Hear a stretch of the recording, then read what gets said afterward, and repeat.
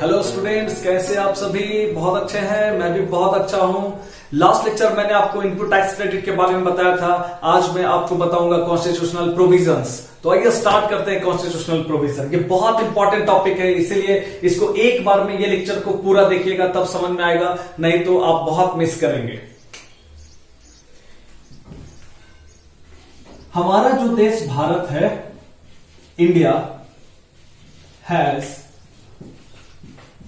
3-tier federal structure. 3-tier federal structure का मतलब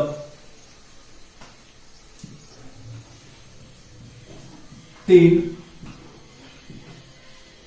स्तरीय संघीय संरचना, जिसमें ये 3 क्यों बोला गया उसको समझिए। इसमें एक होता है यूनियन गवर्नमेंट, दूसरा होता है स्टेट गवर्नमेंट और तीसरा होता है लोकल गवर्नमेंट। इसीलिए इसको 3-tier फेडरल स्ट्रक्चर बोलते हैं। तो ये यूनियन, स्टेट, लोकल, ये तीनों टैक्स, ड्यूटीज एक्सेट्रा ये लोग लगाते हैं। तो ये लोग टैक्स और ड्यूटी जो लगाते हैं, इनको पावर कहां से मिलता है? From where they get power to levy taxes, to collect taxes from public. तो इनको पावर मिलता है कॉन्स्टिट्यूशन ऑफ इंडिया से, यानी भारत का संविधान इनको पावर देता है, तीनों गवर्नमेंट को, कि आप रिस्पेक्टिव टैक्सेस, ड्यूटीज आप कलेक्ट कर सकते हैं। आगे बढ़ते हैं हम लोग, तो कॉन्स्टिट्यूशन ऑफ इंडिया के बारे में थोड़ा सा जानते हैं। What is this constitution of India? तो it is the supreme law of India. यह सर्वोच्च कानून है, इससे बड़ा कानून भारत में नहीं है। जो हमारा संविधान है, यह सबसे बड़ा कानून है।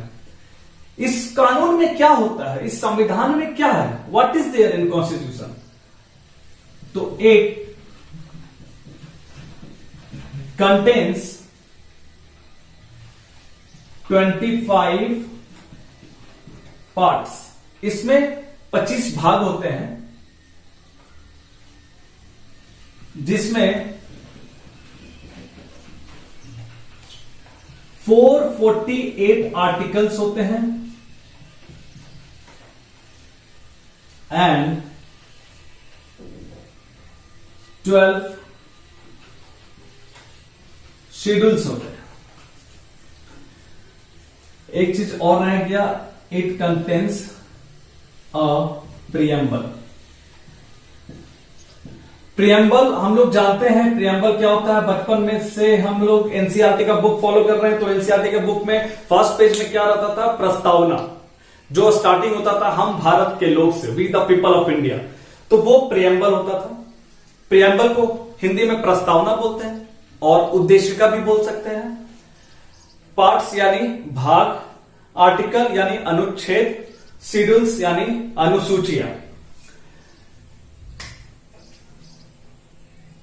1, 2, 3, 4 इस तरीके से 25 पार्ट्स हैं संविधान के, कॉन्स्टिट्यूशन जो हमारा इंडिया का है। तो ये पार्ट वन में जो पॉइंट्स होते हैं, उन पॉइंट्स को आर्टिकल बोलते हैं। तो हो सकता है कि आर्टिकल 1, 2, 3, 4 पॉइंट पार्ट 1 में हो, यानी 4 आर्टिकल यहां कंटेन हो। उसके बाद इस तरह से अलग अलग पार्ट्स में डिफरेंट आर्टिकल्स है और टोटल मिला के आर्टिकल्स कितने हो जाएंगे 448। और इन आर्टिकल्स में जो लिखा हुआ है और इसको रेफरेंस में हम लोग इसका रेफरेंस देखते हैं, वो होता है शेड्यूल में, वो होता है शेड्यूल में। अभी आप समझ जाएंगे, आगे पढ़ेंगे हम लोग। और शेड्यूल में जो चीज लिखी हुई होती है, वो जो पॉइंट्स होते हैं उसको हम लोग एंट्री बोलते हैं। तो ज्यादा होंगे तो एंट्रीज, ठीक है। तो ये है कॉन्स्टिट्यूशन का स्ट्रक्चर कि कॉन्स्टिट्यूशन का स्ट्रक्चर क्या है। कॉन्स्टिट्यूशन और समझिए कि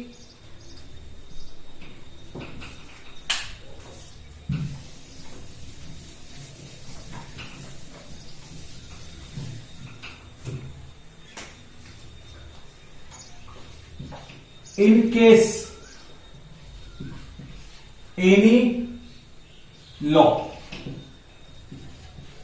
be it an act, rule, notification or order, is not in conformity with the Constitution, it is called ultra vires. The Constitution and is illegal and void.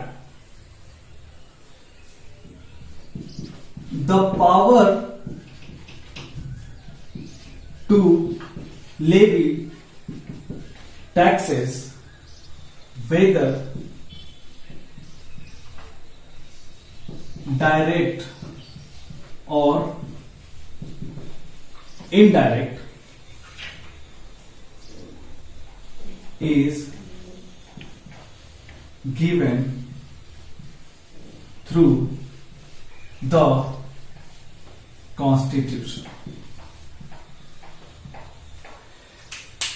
समझिए इसको अच्छे से। कहता है कि कोई भी लॉ है, ठीक है, उसमें एक्ट होता है, रूल होते हैं, नोटिफिकेशन होते हैं, ऑर्डर होते हैं। अगर वो संविधान का अनुपालन अगर नहीं करेंगे तो ये माना जाएगा कि वो संविधान का अनुपालन नहीं किए हैं और इसीलिए वो असंवैधानिक हो जाएगा, उसका कोई मतलब नहीं रहेगा। ओके, तो जो भी पावर है टैक्स लेवी करने के लिए, चाहे वो डायरेक्ट हो वो या इनडायरेक्ट हो, वो कौन देगा? तो कॉन्स्टिट्यूशन ही पावर देता है, ठीक है। तो कॉन्स्टिट्यूशन पावर देता है, तो इसका मतलब हम लोग को थोड़ा सा स्टडी करना चाहिए बेसिक प्रोविजंस ऑफ कॉन्स्टिट्यूशन कि आखिर कॉन्स्टिट्यूशन पावर कैसे देता है। तो आइए हम लोग आगे बढ़ते हैं।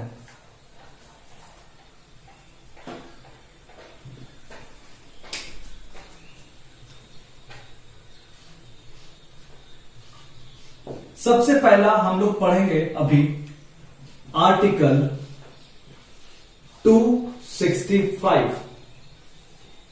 आर्टिकल 265 में कहता है कि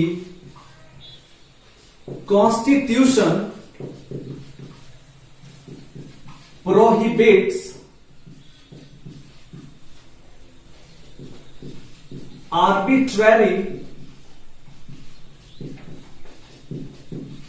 कलेक्शन ऑफ टैक्स। इसका मतलब क्या हुआ कि कॉन्स्टिट्यूशन प्रोहिबिट्स, मना करता है, आर्बिट्ररी कलेक्शन ऑफ टैक्स, मनमाना तरीके से आप टैक्स को कलेक्ट नहीं कर सकते हैं। इसका मतलब ये क्या कहना चाहता है? कहना चाहता है कि, तो ऐसा लिख सकते हैं, it states that no taxes shall be levied or collected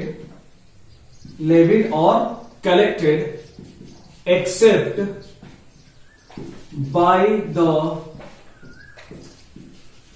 authority of law। कहता है कि कोई भी टैक्स आप कलेक्ट नहीं कर सकते हैं बिना, no taxes shall be levied और collected except by the authority of law. यानी आप ऑथोरिटी ऑफ लॉ के अनुसार ही किसी भी चीज के लिए आप टैक्स लगा सकते हैं। बिना ऑथोरिटी ऑफ लॉ के लिए, बिना ऑथोरिटी ऑफ लॉ के आप नहीं लगा सकते। तो आर्टिकल 265 सिर्फ और सिर्फ ये बोलता है कि अगर आपको टैक्स लगाना है तो उसके लिए ऑथोरिटी ऑफ लॉ होना चाहिए। इसके बाद हम लोग आते हैं, मूव करते हैं आर्टिकल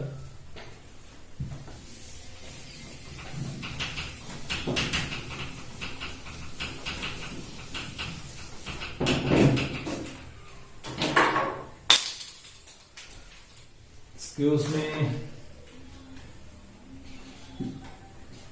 हम लोग पढ़ रहे हैं आर्टिकल 245। आर्टिकल 245, अभी हम लोग ऑथोरिटी ऑफ लॉ के बारे में बात कर रहे थे, तो अब ऑथोरिटी ऑफ लॉ में आ जाएंगे।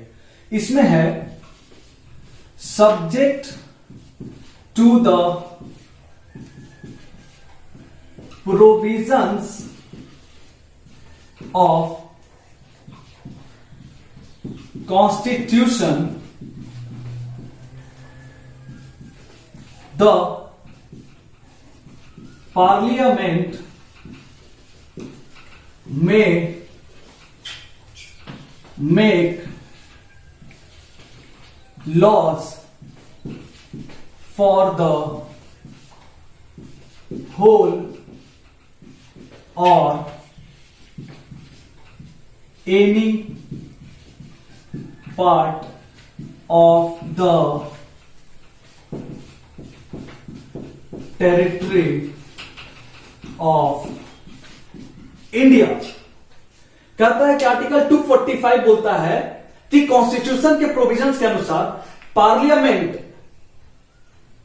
पूरे भारत देश के लिए या भारत के देश का कुछ भाग के लिए वो क्या बना सकता है, law.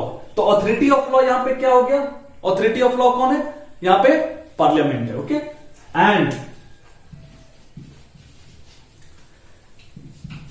The legislature of the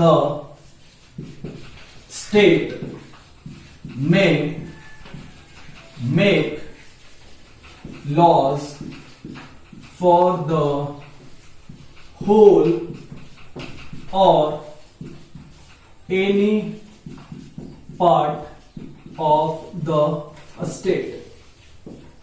ध्यान से समझते चलिएगा ये आर्टिकल में क्या कहता है, फिर कैसे मूव हो रहे हैं, इसको समझना बहुत जरूरी है। सबसे पहले मैंने आपको बताया आर्टिकल 265, इसमें सिर्फ बोलता है कि कॉन्स्टिट्यूशन के बिना, कॉन्स्टिट्यूशन के परमिशन के बिना, कॉन्स्टिट्यूशन का अनुपालन करते हुए के बिना अगर कुछ लॉ बनता है तो वो इनवैलिड हो जाता है। इसका मतलब हमें अनुपालन करने के लिए हमें कुछ ना कुछ अथॉरिटी चाहिए, तो वो अथॉरिटी क्या है, वो 245 में हम लोग पढ़ रहे हैं। ठीक है, तो 245 में पहली बात ये बोला गया। दूसरा बात यह है कि no laws made by the Parliament shall be deemed to be invalid on the ground that it would have extra territorial operation। Article 245 में दो बातें कही गई है। एक ये बोला गया है कि पार्लियामेंट भारत या भारत के कुछ भाग के लिए बना सकता है लॉ, और स्टेट के लिए, पूरे स्टेट के लिए या स्टेट के कुछ भाग के लिए वो लॉ बना सकता है। ओके। और दूसरी बात बोला है कि पार्लियामेंट अगर एक बार लॉ बना दिया तो वो इनवैलिड नहीं होगा, ये बोलकर कि फॉर एन एग्जाम्पल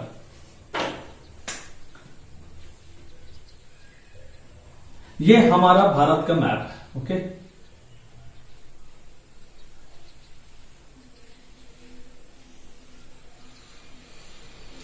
ये हमारा भारत का मैप है।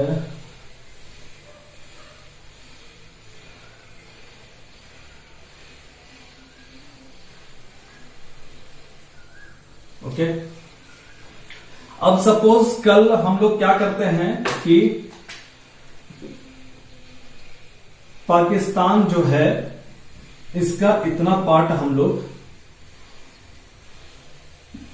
मिला लिए इंडिया में। ओके। मतलब कब्जा कर लिए। तो कब्जा कर लिए तो लॉ जो पार्लियामेंट के द्वारा बन गया है अब इस पे भी लागू होना शुरू हो जाएगा। ये बोलकर नहीं कि कल भविष्य में कुछ और लैंड हम लोग एक्वायर करेंगे तो वहां के लिए इनवैलिड हो जाएगा जो पार्लियामेंट में बना। नहीं, बिल्कुल नहीं। इसीलिए बोला गया कि no laws made by the Parliament shall be deemed to be invalid. वो इनवैलिड नहीं होगा, ये बोलकर कि एक्स्ट्रा टेरिटोरियल ऑपरेशन अगर हुआ तो कुछ नहीं। ओके। अब हम लोग बात करेंगे आर्टिकल 246 में आएंगे।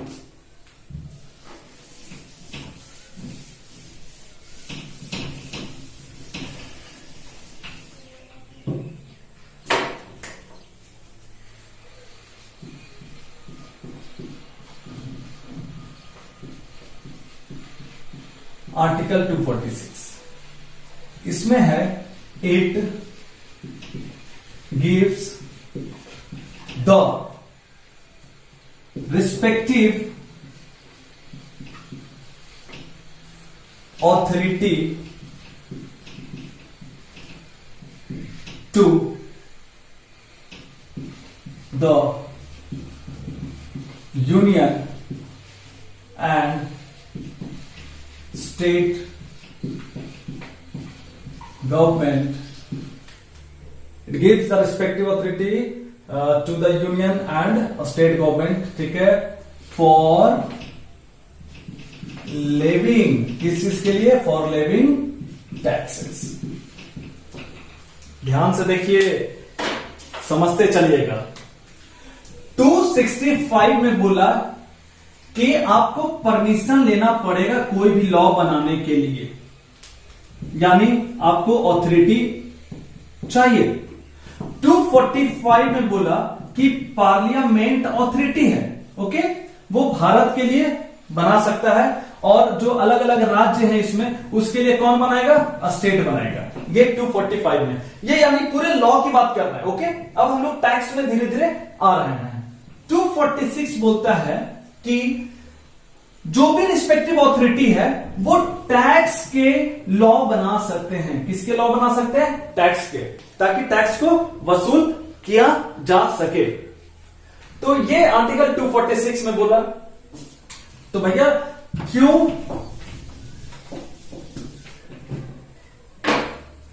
ताकि वेयर एज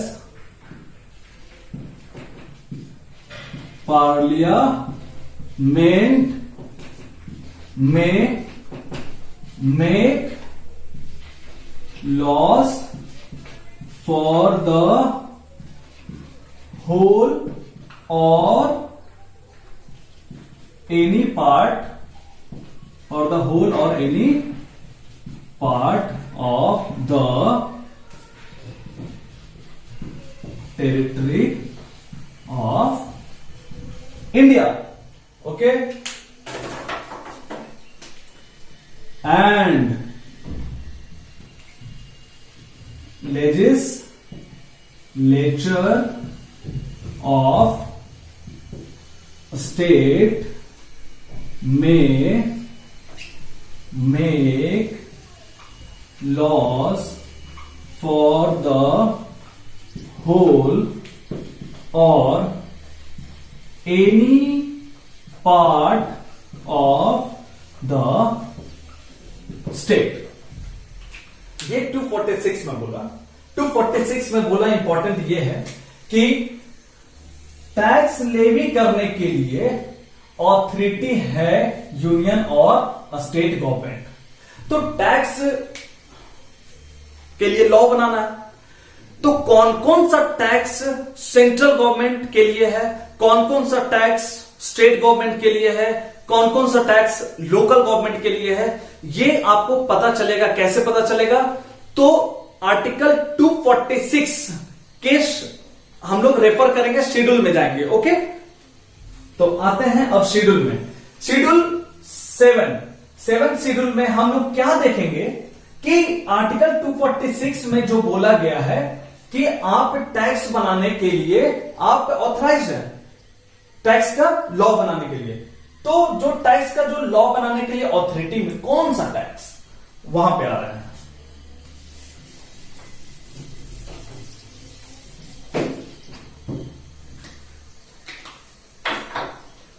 245 था, ये पॉइंट नंबर 3 था। पॉइंट नंबर 4 में आ रहा है। तो पॉइंट नंबर 4 में 7th schedule to article 246। 7th schedule to article 246 में क्या है ये समझिए। It contains 3 lists. इसमें 3 लिस्ट होते हैं। ओके, एक होता है यूनियन लिस्ट, एक होता है स्टेट लिस्ट और एक होता है कॉन्करेंट लिस्ट। यूनियन लिस्ट संघ सूची, उसके बाद स्टेट लिस्ट राज्य सूची, कॉन्करेंट लिस्ट समवर्ती सूची। तो इसमें देखिए क्या होता है लिस्ट। मैं यहां पे ये इरेज कर रहा हूं, उम्मीद करता हूं कि आप लोग साथ साथ में नोट्स भी बना रहे होंगे। It contains 3 list. 3 लिस्ट कहां है? 3 लिस्ट कहां है? तो 7th शेड्यूल। कौन से शेड्यूल में? 7th schedule to article 246। 7th schedule to article 246। ये आपको रटना है। ओके, क्योंकि इसमें क्या समझेंगे आप? 7th शेड्यूल में 7 को क्या समझना है? ओके, तो यहां पे मैं बना रहा हूं लिस्ट 1। ये हो जाएगा हमारा लिस्ट 2 और ये हो जाएगा हमारा लिस्ट 3। लिस्ट 1 इसको बोलेंगे यूनियन लिस्ट, इसको बोलेंगे स्टेट लिस्ट, इसको बोलेंगे कॉन्करेंट लिस्ट। संघ सूची,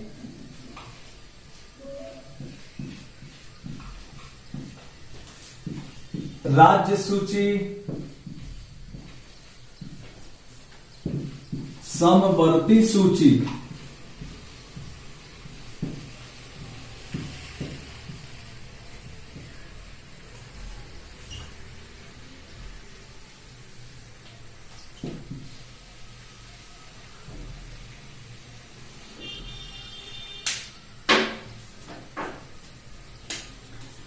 list 1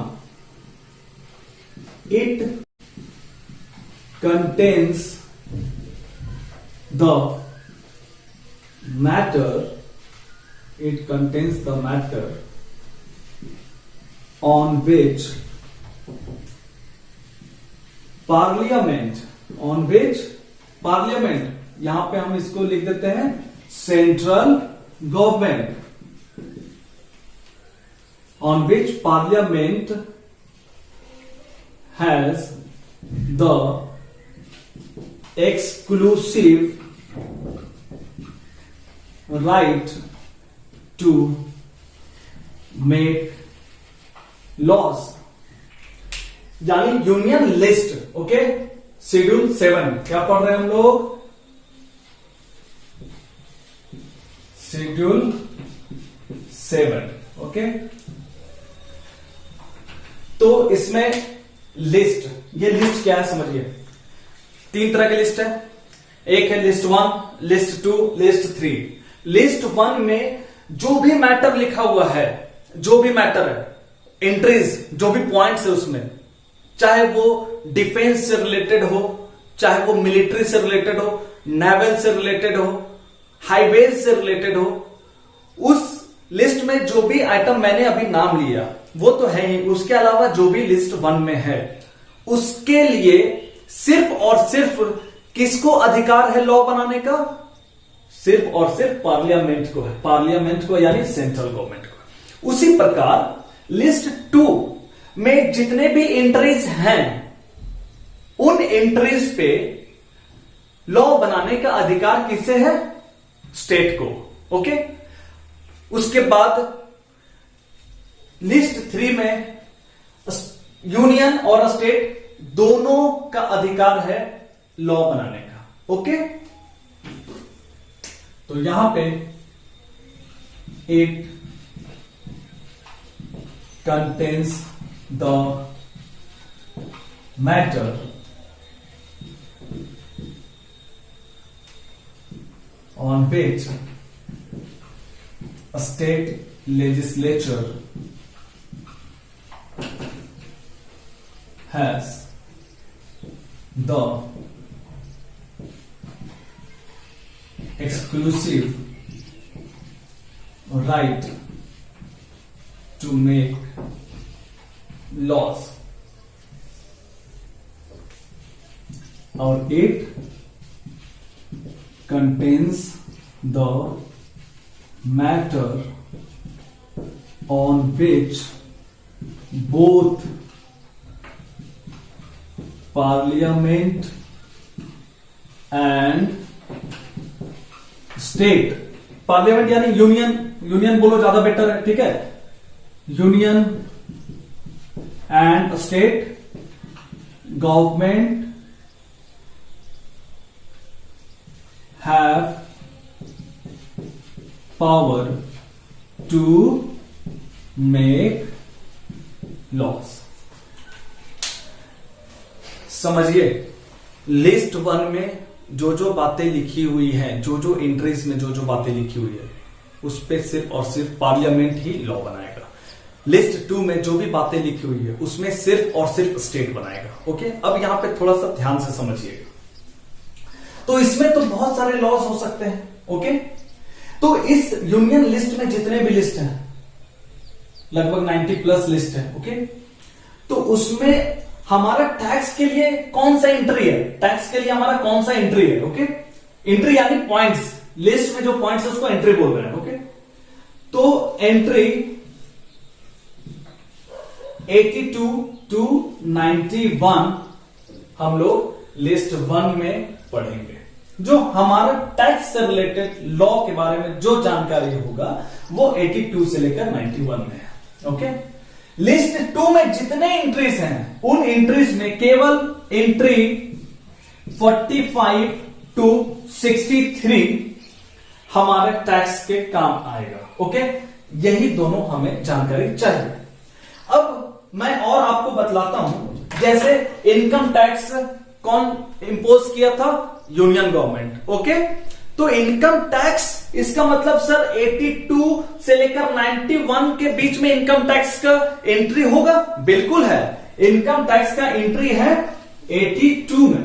okay, tax on income, tax on income other than agricultural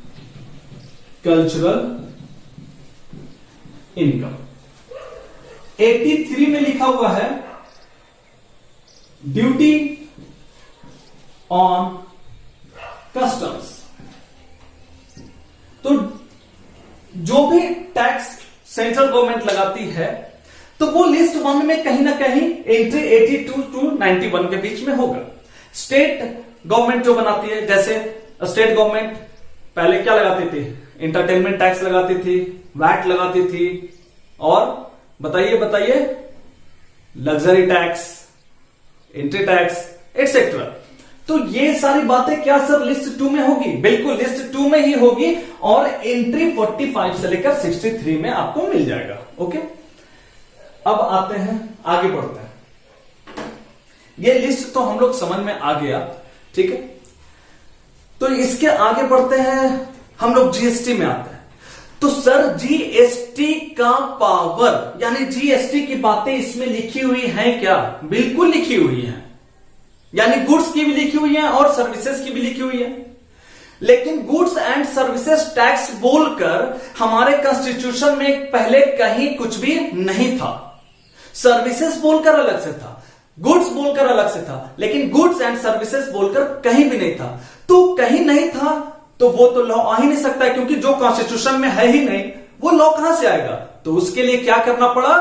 constitution को अमेंडमेंट करना पड़ा और एक आर्टिकल इंसर्ट करना पड़ा, और उस आर्टिकल का नंबर है 246A।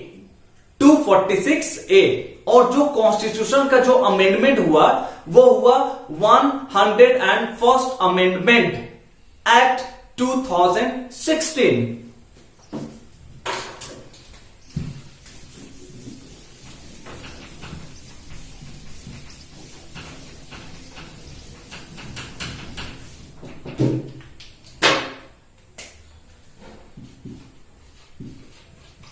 Power to levy tax on goods and services is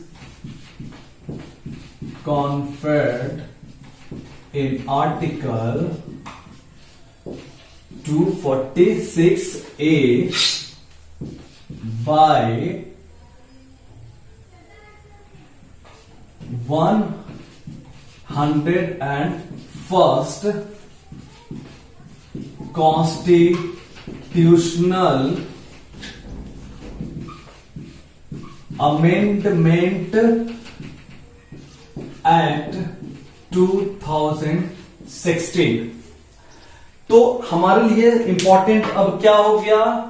246 article 246A important हो गया, ये हमें जानना जरूरी है। Okay, excuse me. ये कॉन्स्टिट्यूशन का अमेंडमेंट का जरूरत क्यों पड़ गया? पहले भी तो गुड्स पे लगाया जाता था, सर्विसेज पे लगाया जाता था, तो एक साथ क्यों नहीं लगाया जा सकता है? इंटीग्रेट क्यों नहीं किया गया? तो भैया इंटीग्रेट करने के लिए ही आर्टिकल 246A लाया गया। सर और समझाइए, समझिए। जैसे मैंने पिछले क्लासेस में आपको बताया है कि एक्साइज कौन लेवी करते थे, किसके द्वारा होता था? तो सेंट्रल गवर्नमेंट के द्वारा excise duty.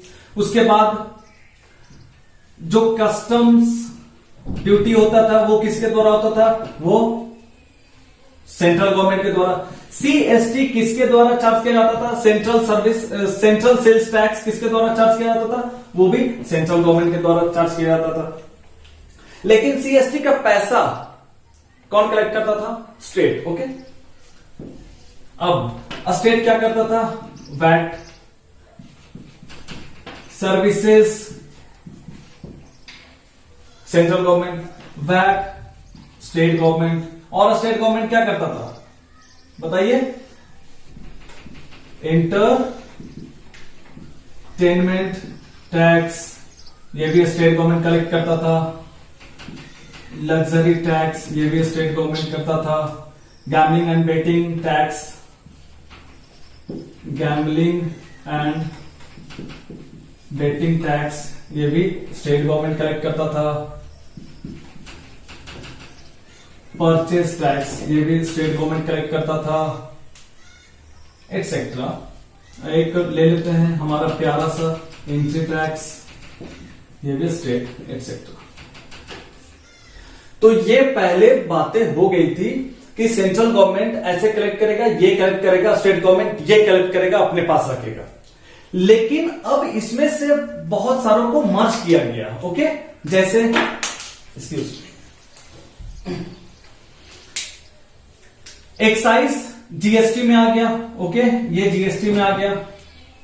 CST services, VAT, entertainment, luxury, gambling, purchase, entry, ये सब किस में आ गया? जीएसटी में आ गया। ओके, कस्टम्स नहीं आया, इसीलिए मैंने इसे नहीं इंसर्ट किया। लेकिन कस्टम ड्यूटी में एक होता था काउंटर वेलिंग ड्यूटी, वो जीएसटी में आ गया। ओके, अब देखिए,